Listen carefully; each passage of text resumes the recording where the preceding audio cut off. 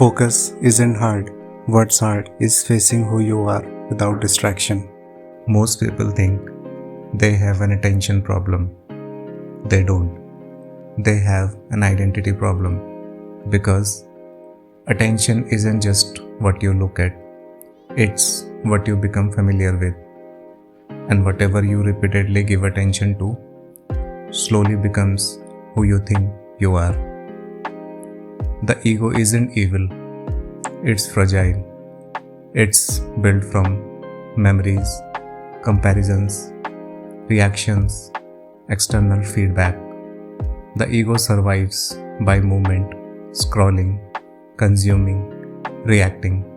Because when the mind is busy, the ego stays occupied. Stillness threatens it. Focus is dangerous to the ego because focus removes options. When you focus on one thing, you are saying no to everything else. And the ego hates no. It wants alternatives, exits, distractions, identifies. It can switch between focus, pins it down. And when the ego is pinned down, it starts to dissolve. Notice this carefully. When you scroll, you are not just consuming content, you are trying on identities. One reel, you are ambitious. Next, insecure. Next, entertained. Next, angry. Next, validated. Distraction lets you avoid committing to any single version of yourself. Focus forces commitment.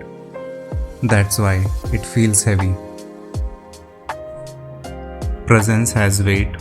When you are fully present, there's no one to blame. No algorithm, no noise, no escape. Just this moment and your relationship to it. For an ego built on reaction, this feels unbearable. So the mind creates urgency. Check this. Respond now. Don't miss out. Not because it's important, but because stillness exposes emptiness. Here's the layer most people never touch. If I slow down, if I focus, if I become still, who will I be? Without constant input. What if there's nothing? This is the real fear. Not boredom, not productivity loss, existential exposure. True focus is not effort, it's surrender. Surrendering the need to escape, surrendering the need to be entertained, surrendering the need to constantly reaffirm identity. When you stay with one thing long enough, something strange happens. You stop performing, and when performance drops, presence appears. Every time you resist an impulse to distract, you reclaim authority. Not dominance, not control, authority.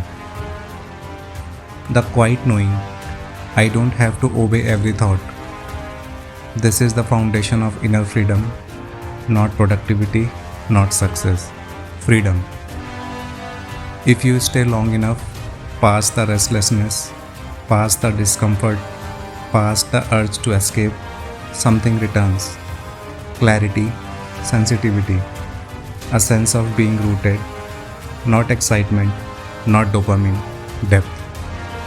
This is why spiritual traditions value stillness, not for peace, but for truth. So, here's the question. Not for the comments, but for yourself.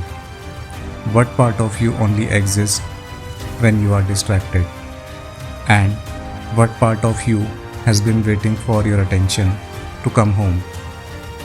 Stillness doesn't take anything from you.